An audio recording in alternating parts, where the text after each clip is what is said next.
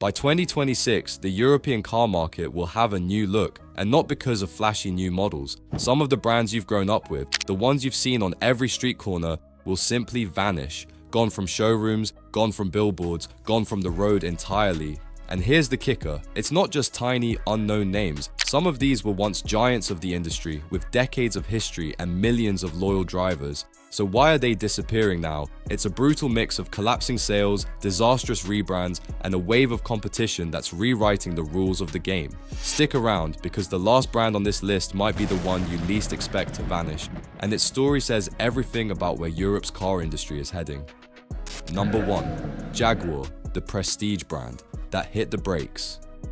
For decades, Jaguar was the essence of British luxury and performance, graceful saloons like the XJ, head-turning sports cars like the F-Type, and a heritage that blended aristocratic elegance with a racing pedigree. But in 2025, the brand's European presence didn't just dip, it imploded. Sales fell a jaw-dropping 97.5% compared to the year before, a collapse almost unheard of for a global luxury marque. The cause? Jaguar made one of the boldest and riskiest moves in the industry, killing off every petrol and diesel model in its lineup by late 2024. The plan was to pause, regroup, and relaunch as a fully electric brand in 2026. The problem? That left nearly a 2-year gap with no all-new product to sell in Europe. Dealers suddenly had empty showrooms. Buyers who loved the brand were forced to look elsewhere. Competitors happily scooped up customers who weren't willing to wait.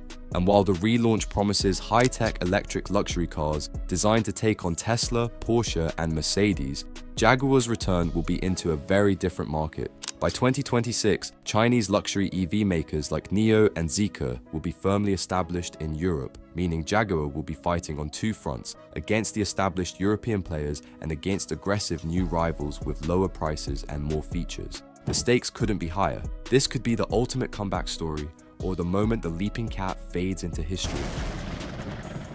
Number 2. Infiniti, the silent retreat. When Nissan launched Infiniti in Europe, the mission was crystal clear: take on Audi, BMW, and Mercedes in the premium market. They rolled out stylish sedans like the Q50 and luxury SUVs like the QX70, betting that a mix of Japanese craftsmanship and aggressive design could carve out a niche. But from day one, the climb was steep. European buyers were deeply loyal to homegrown luxury brands, and Infiniti didn't have the dealer network, the advertising presence, or the heritage to break through. Pricing was on par with the Germans, but the brand recognition simply wasn't there. By 2020, Infiniti made the quiet decision to withdraw from Western Europe entirely, focusing instead on North America, China, and a few select markets. A small trickle of cars still entered certain European countries, but by 2025, those numbers are barely a blip on the sales charts. There's no sign of a comeback. No Europe-specific EV strategy, no major marketing push, and no fresh models designed for the unique demands of European buyers. It's not a dramatic collapse, it's a slow fade, a once promising luxury challenger quietly packing its bags and slipping out the back door. If you didn't notice Infiniti leaving, that's because they planned it that way, and by 2026, the brand will likely be nothing more than a memory for most European drivers. Number 3. Microcar, the tiny giant that couldn't keep up. If you've ever walked through a European city, you've probably seen them. Tiny, quirky little cars that can be driven without a full license in some countries. That's microcar.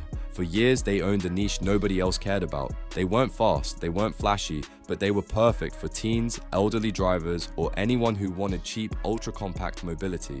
But by 2025, that niche collapsed. The parent company ended official production, and factories shut their doors. The killer?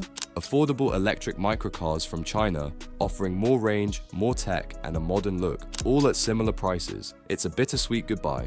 For decades, microcar was part of the charm of European city streets, but charm doesn't pay the bills in an EV-dominated market. Number 4. Lancia, living on borrowed time. There was a time when Lancia wasn't just another car brand, it was a symbol of Italian engineering brilliance and motorsport dominance. The Delta Integral didn't just win rallies, it owned them, bringing home 6 consecutive World Rally Championships between 1987 and 1992.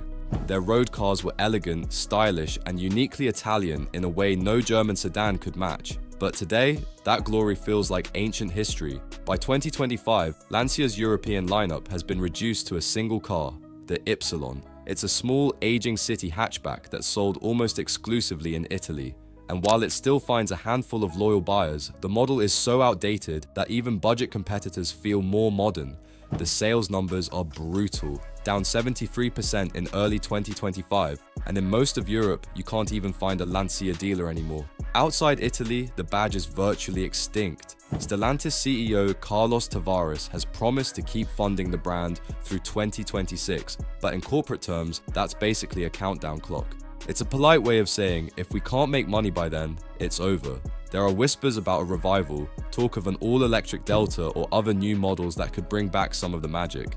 But at this point, it's all hope and hype. Without a quick and dramatic turnaround, Lancia risks becoming just another beloved nameplate in Europe's growing graveyard of historic brands.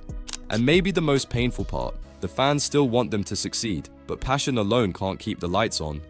Number 5. DS Automobiles, the Stellantis wildcard. DS was supposed to be France's answer to Audi. Stylish, tech-heavy, and distinctly premium. The designs were bold, the interiors were gorgeous, and the branding leaned heavily into French luxury heritage. But there was one problem: the sales never matched the image. Parent company Stellantis has been reviewing its huge portfolio of brands, and DS is looking more vulnerable by the day. Outside of France, the name barely registers with buyers, and production volumes are too low to justify the investment. Some reports suggest DS might survive in a heavily reduced form, perhaps only in select European markets. But the idea of DS as a continent-wide premium player, that dream is slipping away fast. And with Stellantis already focusing resources on stronger performers like Peugeot and Jeep, DS could quietly vanish from most of Europe by 2026. Number 6. Mitsubishi, the fading player.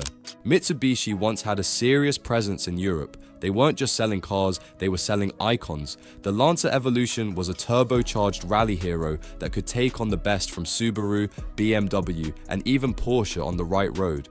The Pajero, or Shogun as it was called in some markets, was a rugged SUV that could cross deserts and climb mountains with ease.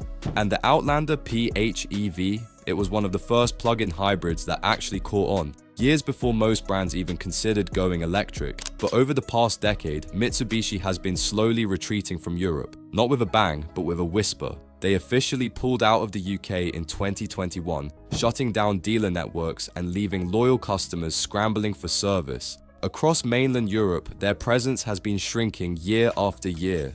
The models they do offer now are mostly based on shared platforms from their Renault-Nissan alliance partners. There's little to distinguish them from competitors, and even less to get buyers excited. No halo cars, no strong marketing push, and no new Europe-focused designs. Mitsubishi's global strategy has shifted toward Asia and emerging markets, where their SUVs and pickups still sell in big numbers. But in Europe, where regulations are tightening and EV competition is fierce, the brand is barely hanging on.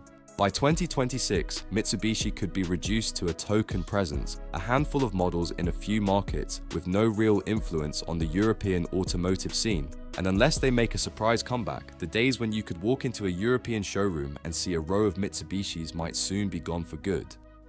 Why it's happening, the bigger picture. The disappearance of these 6 brands isn't just coincidence, it's part of a massive shakeup in Europe's car industry. The shift to electric vehicles has made survival brutally expensive. European Union emissions regulations are some of the strictest in the world, meaning automakers that can't adapt quickly enough face heavy fines or are forced to pull certain models entirely.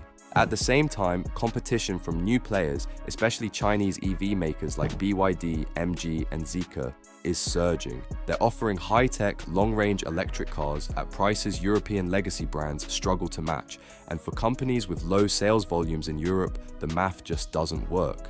Maintaining dealer networks, marketing, compliance, and manufacturing for a region where they're losing money, it's easier to pack up and focus elsewhere.